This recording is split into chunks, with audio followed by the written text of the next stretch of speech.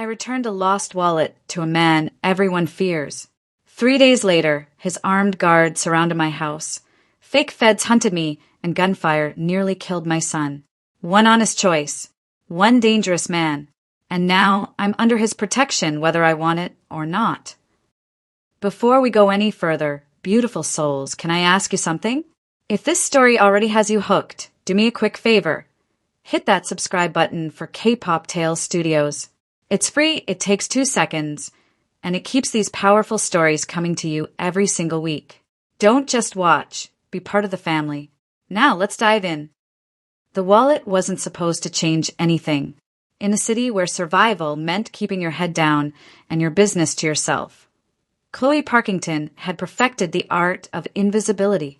But the moment her fingers touched that black leather wallet lying on the cracked pavement outside Brew and Bean Coffee House, she became visible to people who dealt in blood and loyalty, not second chances. In a city that never stopped demanding, Chloe Parkington had learned to live on borrowed hours.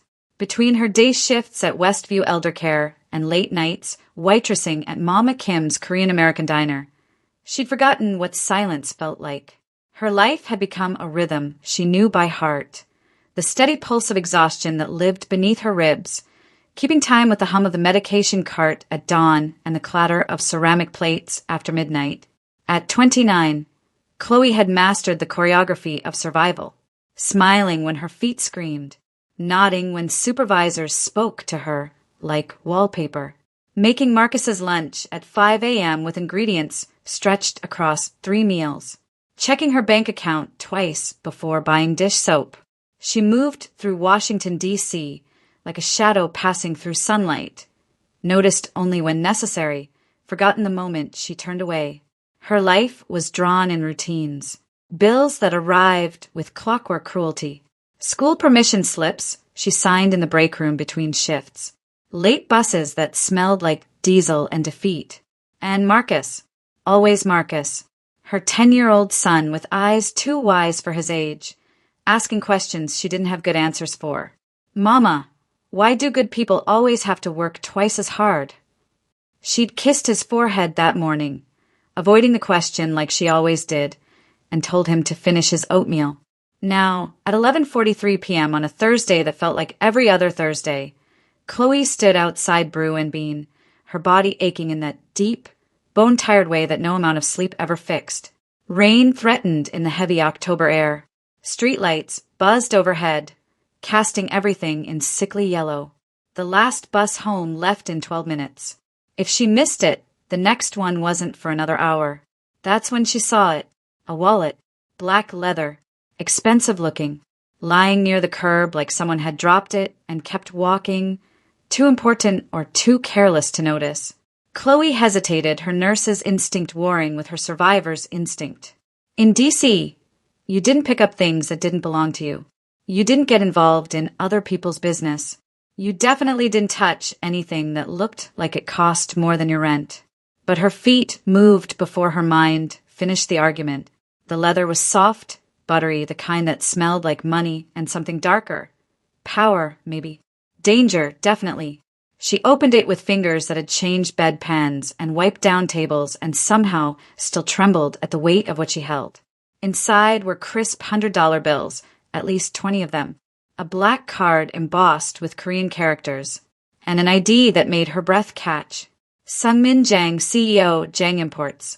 The name hit her like cold water.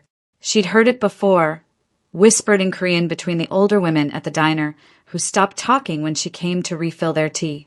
Mentioned in careful tones by delivery drivers who knew better than to say too much. A businessman, they said. But the way they said it, the way their eyes darted to the door first, told her he was the kind of businessman who dealt in things that never appeared on official paperwork. A man with blood on his hands and a heart colder than his car's, one of the line cooks had muttered once, and nobody corrected him. Chloe should have left it, should have walked away, caught her bus, gone home to Marcus, and pretended she'd never seen it.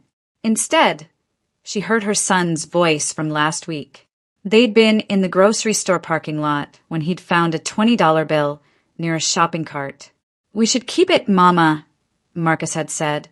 eyes bright with the possibility of McDonald's and maybe new markers for school. We need it more than whoever lost it. She'd knelt down right there on the hot asphalt, looked into those hopeful eyes, and said, "Baby, integrity is doing the right thing even when it costs you something, even when nobody's watching. That's what separates us from people who take and take until there's nothing left to give." He'd nodded, solemn, and they'd turned the $20 into customer service. Now, standing under a buzzing streetlight with $2,000 in her hands and a bus leaving in 9 minutes, Chloe made a choice. She pulled out the business card, tucked behind the ID. Jang Imports, 1200 K Street, NW, Suite 3000, downtown. The kind of address that meant marble lobbies and security desks. The kind of place where people like her were only visible when they were mopping floors. Chloe missed her bus. The lobby of Jang Imports was everything she expected, and worse. Polished black marble that reflected the recessed lighting like dark water. Minimalist furniture that looked designed to make people uncomfortable. 2 security guards in suits, so sharp they looked like weapons, assessing her with eyes that had seen things her nursing textbooks never covered. "Can I help you?" The taller one's voice was polite, but his posture said he was 3 seconds from escorting her out. "I found something." Chloe's voice was steadier than her pulse. She held up the wallet. "It belongs to Mr. Jang." The guards exchanged a look. Something passed between them, silent, significant. The shorter one picked up a phone, spoke in rapid Korean. "Wallet. Woman. Lobby. 30th floor," he said finally, his expression unreadable. "Someone's expecting you." The elevator rose so smoothly she barely felt it move.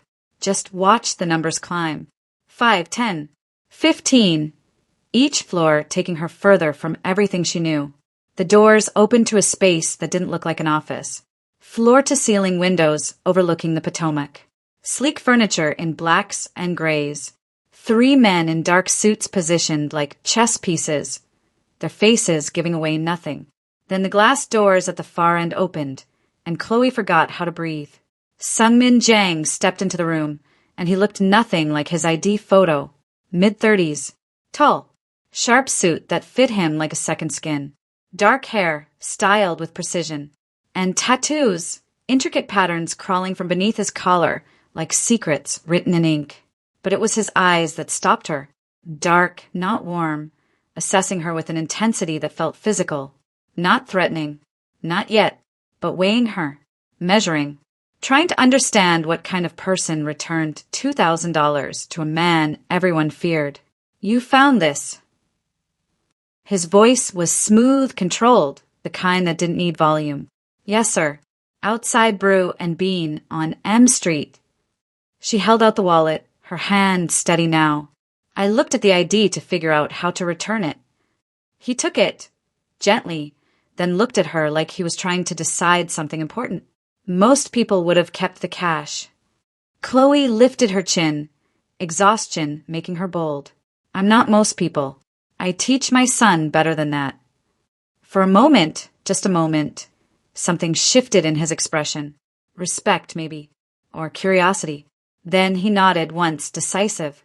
"See that she gets home safely," he said to one of his men, his eyes never leaving Chloe's face. The lights flickered. The city hummed beyond the glass. And Chloe felt something invisible shift between them. Respect, curiosity, and something darker she couldn't name. She'd done the right thing. So why did it feel like she'd just walked into a trap she'd never escape? If you're still here, that means this story got you. So here's what I need.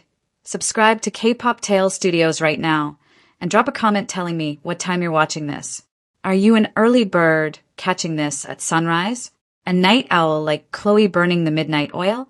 Let me know down below, and let's see how far this storytelling family reaches.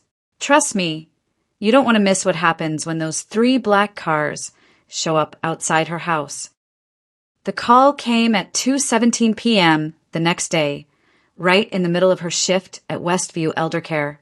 Chloe had just finished helping Mrs. Chun to the bathroom when her phone buzzed in her scrub's pocket. Unknown number. She almost didn't answer.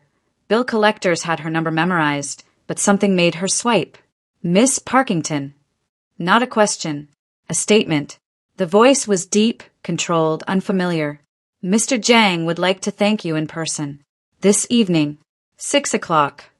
Her pulse kicked. I work tonight. Belrose Restaurant. The Potomac waterfront. A car will collect you at 5:45.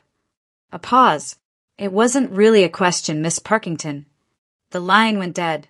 Chloe stood in the fluorescent hallway, Mrs. Chen's call button already ringing again, and felt that same invisible shift she'd felt last night in that 30th floor office.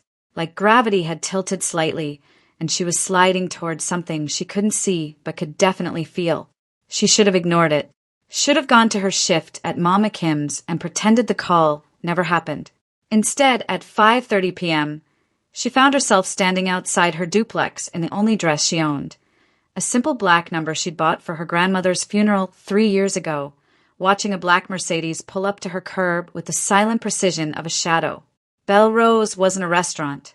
It was a statement, all glass and gold and dangerous elegance, perched on the Potomac like a jewel box designed to remind people what wealth actually looked like.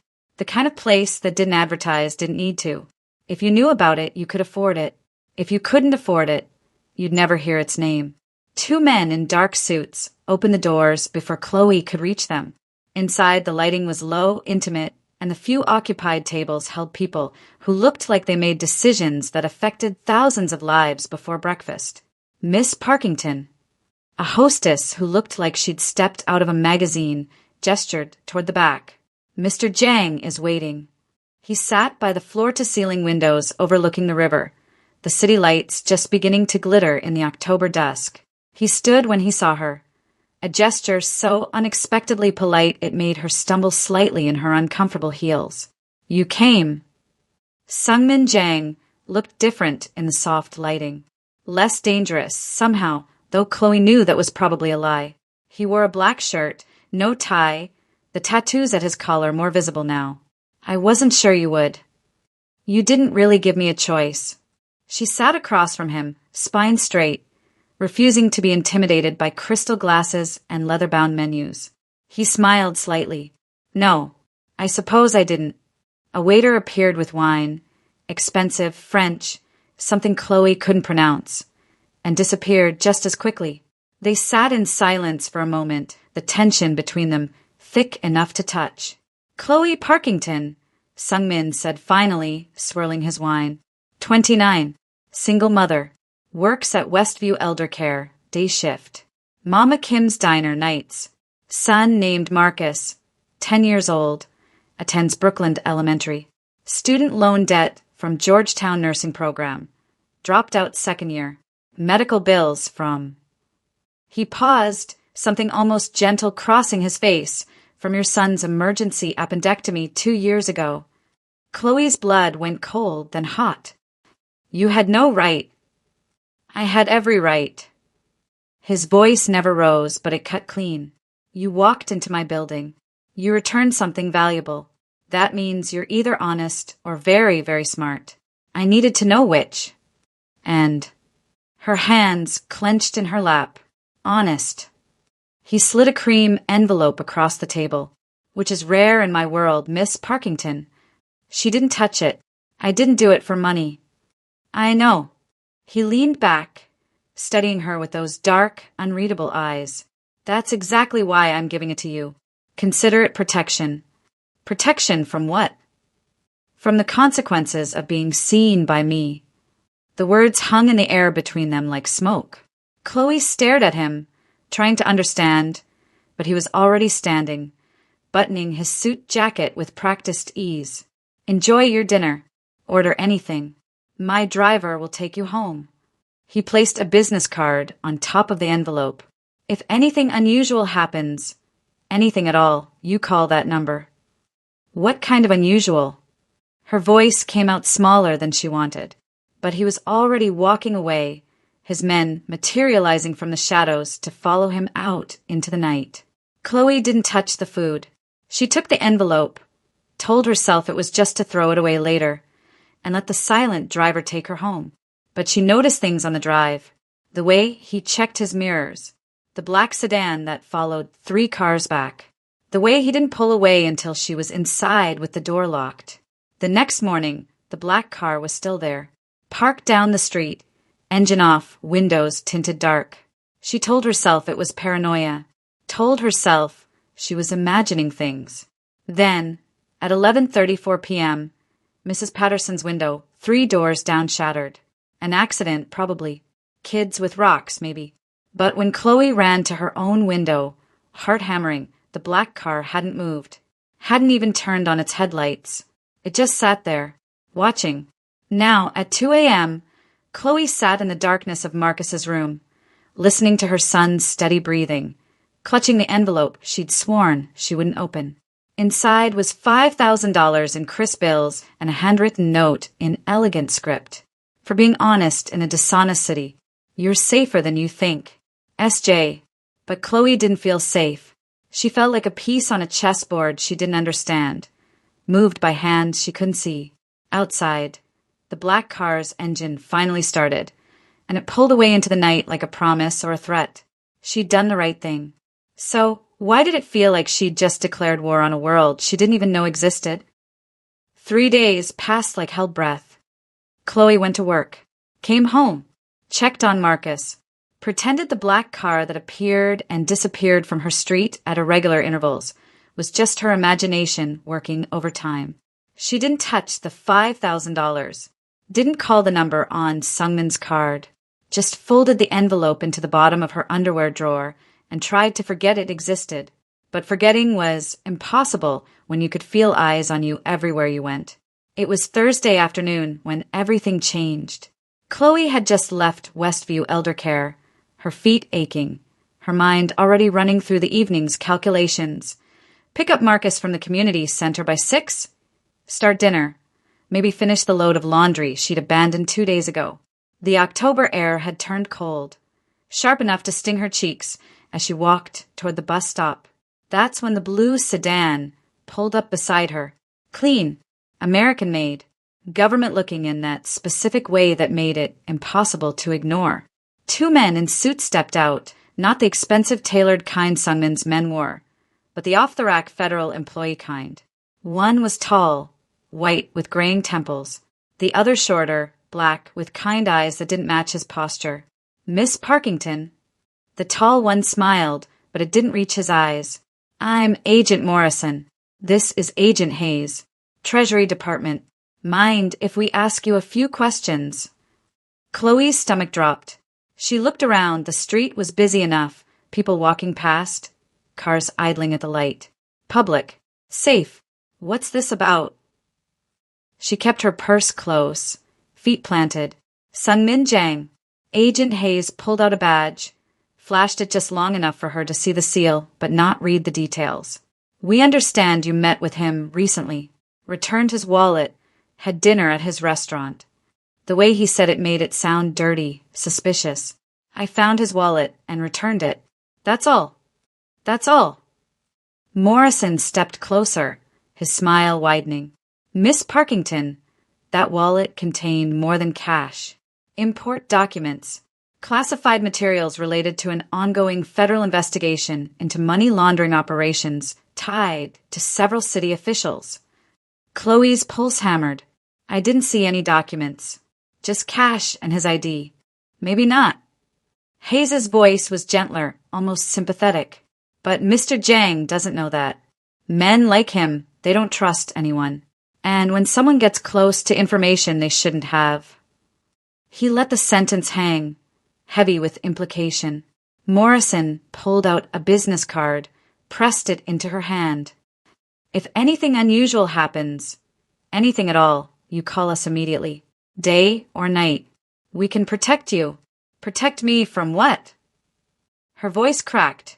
I didn't do anything wrong. We know. Hayes touched her shoulder briefly and she flinched.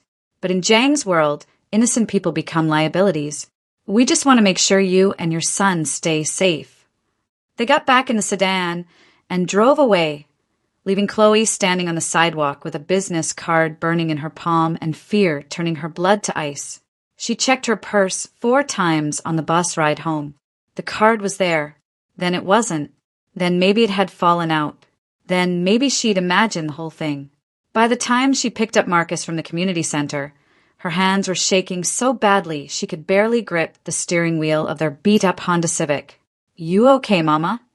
Marcus looked at her with those two wise eyes. "Just tired, baby." She forced a smile. "Just tired." But when they turned onto their street at 5:47 p.m., tired was the last thing she felt. 3 black cars sat in front of her house, not parked, positioned, like pieces on a chessboard, engines idling in perfect synchronization. Neighbors had come out onto their porches, Mrs. Patterson with her arms crossed, the Rodriguez family peering through their curtains. Old Mr. Kim standing in his driveway with his phone out like he was deciding whether to call the police. Chloe's foot hit the brake. The Civic jerked to a stop 2 houses down. "Mama." Marcus's voice went small. "What's happening?" Then the doors opened. 6 men stepped out in perfect formation. Dark suits, expressionless faces, moving with the kind of discipline that screamed military training. They didn't look around, didn't acknowledge the staring neighbors, just stood there, a wall of silent intimidation. And then the middle car's rear door opened. Sungmin Jang stepped onto her quiet suburban street, like he owned it, probably did, in ways that didn't show up on property records. The afternoon sun caught the tattoos at his throat, turned them into shadows and light. His expression was unreadable, not angry, not concerned, just present, absolute. Chloe's breath stopped. "Stay in the car," she told Marcus, her voice barely working. "But stay in the car." She got out on legs that felt like water, forcing herself to walk toward her own house, toward the man who'd somehow turned her life into something she didn't recognize anymore. Sungmin's eyes found hers across the distance. He didn't move, didn't speak, just waited. The neighborhood held its breath with her. And then Marcus's voice cut through the silence, small and scared and so young. "Mom, who are they?" Real quick, if you're hooked on Chloe's story and you haven't subscribed to K-Pop Tales Studios yet, what are you waiting for? It's literally free, takes 2 seconds, and it's the only way to make sure you don't miss what happens next. Drop a comment telling me where you're watching from. New York? Tokyo? London? Let's see how global this family really is. Now back to the story. Chloe forced herself to keep walking, even as her legs threatened to buckle. Marcus's question hung in the air like smoke, unanswered, unanswerable. Sungmin met her halfway up her cracked driveway, his men forming a perimeter that turned her modest duplex into a fortress. Up close, she could see the tension in his jaw, the way his eyes scanned the street with practiced efficiency. "You were visited," he said without preamble. 2 men, blue sedan. They claimed to be federal agents. Her breath caught. "How did you?" "They weren't federal." His voice was flat, certain. "They work for people who want what I lost. The documents in that wallet." "I didn't see any documents." "I know." Something flickered in his expression. "But they think you did. That puts you and your son in danger." Chloe's world tilted. Behind her, Marcus had cracked the car door open, watching with wide eyes. Mrs. Patterson was definitely filming now. This would be all over the neighborhood Facebook group within the hour. "What do you want from me?" Her voice came out smaller than she intended. "Nothing. You've already done enough." He glanced at her house, at the faded siding and the screen door that didn't quite close right. "But I can't leave you here unprotected. Pack a bag. Both of you. You'll stay at one of my properties until this is resolved." "I'm not running away with she caught herself, but barely. "With a gangster." He smiled, but it didn't reach his eyes. "Smart. But those men will come back, Miss Parkington. And next time, they won't ask polite questions." "Why do you even care?" The question burst out before she could stop it. For a long moment, he just looked at her. Really looked at her, the way he had in his office, like he was trying to understand something fundamental about who she was. "Because you returned my wallet when you could have stolen from me," he said quietly. "You earn my respect. And that comes with consequences." The safe house wasn't what Chloe expected. Minimalist. Clean lines. Floor-to-ceiling windows overlooking the Potomac that made her feel exposed and protected simultaneously. 2 bedrooms, a kitchen that looked like it had never been used, furniture that was functional but soulless. Marcus clung to her side, his backpack clutched in both hands, taking in the armed men stationed at every entrance. "It's temporary," Sungmin said, watching her face. "A week, maybe 2. And then what?" "Then the people looking for you will have moved on to easier targets." That night, after she'd gotten Marcus to sleep in the smaller bedroom, his nightlight plugged in, his Spider-Man blanket from home wrapped around him like armor, Chloe found Sungmin in the kitchen. He was cooking. Actually cooking, not reheating takeout. The smell of garlic and sesame oil filled the space, almost normal, almost like this was just a regular Thursday instead of her life falling apart. "You cook." She leaned against the doorframe, exhausted beyond words. "My grandmother insisted." He didn't look up from the pan, said a man who couldn't feed himself was only half a man. Despite everything, the fear, the confusion, the 6 armed guards outside, Chloe laughed. A real laugh, the kind she hadn't heard from herself in months. He glanced at her, something softening in his expression. "You should do that more often. Laugh while being held captive by the Korean Mafia." "Protected by," he corrected. "There's a difference." They ate in silence, but it was different now. Less hostile, more human. "You act like you don't trust anyone," Chloe said finally, pushing rice around her plate. "Trust is a currency," Sungmin replied. "You don't spend it twice." She wanted to ask what that meant, wanted to understand this man who'd turned her world upside down with his dangerous honor. But before she could, the windows exploded. Glass shattered inward. Gunfire cracked the night. Marcus screamed from the bedroom. Sungmin moved faster than thought, pulling Chloe to the floor, his body covering hers as his men returned fire with brutal efficiency. The noise was deafening, sharp cracks, shouted commands in Korean, the wet sound of bullets finding flesh. Then silence, sudden and complete. Sungmin lifted his head, checked her for injuries with hands that were surprisingly gentle. "Stay down." But Chloe was already crawling toward Marcus's room, maternal instinct overriding survival. She found him under the bed, unhurt but sobbing, and pulled him into her arms. When she finally stood, legs shaking, Sungmin was by the broken windows. 2 bodies lay in the courtyard below.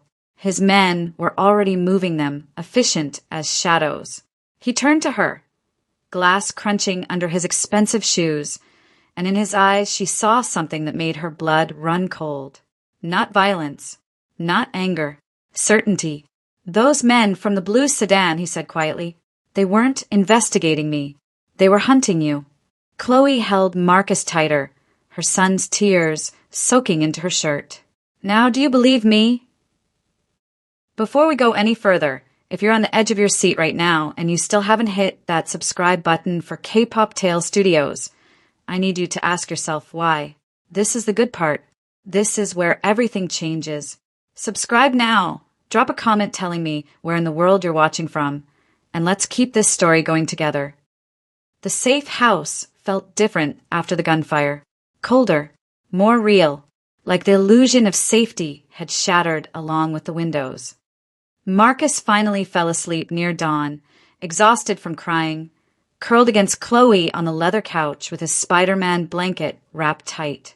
She held him and watched the sun rise over the Potomac, painting the water gold and red, while Sungmin's men replaced the glass with efficiency that suggested this wasn't their first time. Sungmin sat across from her, still in his blood-spattered shirt, a glass of whiskey untouched in his hand. "You deserve the truth," he said finally. Chloe waited, her hand stroking Marcus's hair, her heart still hammering from hours ago. "The documents in my wallet, they were proof.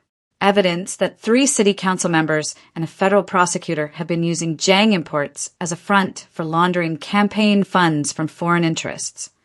His voice was flat, clinical, like he was discussing inventory. "I was gathering evidence to expose them. They found out and decided to frame me instead." Make me the fall guy. So you're not. Oh, I'm exactly what people say I am, he interrupted, that slight smile ghosting his lips. I've done things that would make you leave this room and never look back. But I don't hurt innocent people. I just make sure the powerful ones remember what fear tastes like.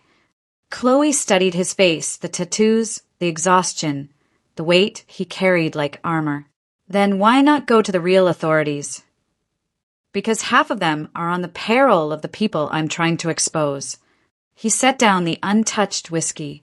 You think I'm a criminal.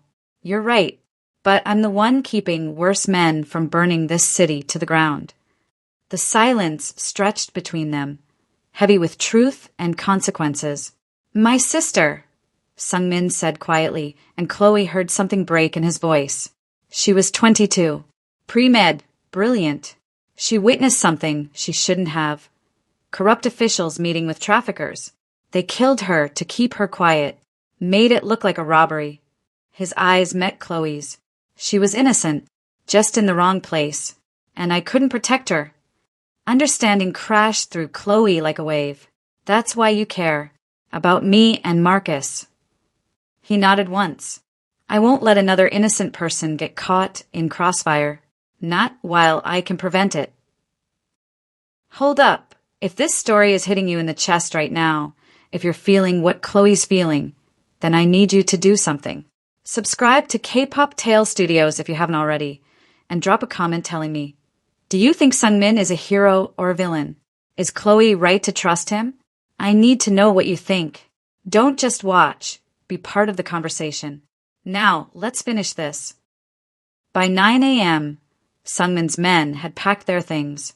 By 10, the black cars were pulling away from the safe house, silent as they'd arrived. By 11, Chloe and Marcus were back home, standing in their small duplex that felt both familiar and foreign. But one car remained, parked at the curb like a dark promise, engine off, windows tinted. Chloe found the envelope on her kitchen counter. She hadn't seen anyone place it there, but somehow it didn't surprise her. Inside, a black card with gold embossing, a phone number, and a note in that elegant handwriting. For emergencies. You don't owe me anything, but you're under my protection now. That doesn't end. S.J. She turned it over. On the back, just 2 more words. Stay safe. Marcus appeared at her elbow, still wearing his backpack like he wasn't sure if they were staying or running again. He looked out the window at the car, at the man in the dark suit leaning against it. The man saw Marcus watching and did something unexpected. He smiled, a real smile, and waved. Marcus waved back, tentative but genuine.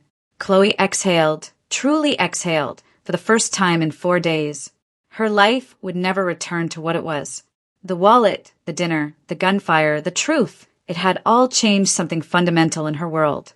But standing in her small kitchen with her son safe beside her and a promise of protection waiting outside, Chloe realized something else had changed too. She felt seen, not invisible, not just another exhausted single mother, drowning in bills and broken dreams. Seen, protected, valued, by a man who dealt in shadows and violence, yes, but also in honor and fierce, uncompromising loyalty to those who earned it. She tucked the card into her pocket, pulled Marcus close, and whispered, We're okay, baby. We're going to be okay. Outside, the guard returned to his post. The neighborhood continued its morning routine. And Chloe Parkington learned something her mother had never taught her. Sometimes doing the right thing means crossing paths with the wrong kind of people and realizing not all of them are monsters. Some of them are just men trying to protect the things that matter, even if the world will never understand why. That's where we leave Chloe and Sungmin for now. But this story isn't over, not by a long shot. If you want to see what happens next, you know what to do. Subscribe, like, share this with someone who needs a good story today. And drop a comment. Seriously, I read every single one. Tell me, Team Sungmin or nah? Let's talk. Until next time, beautiful souls.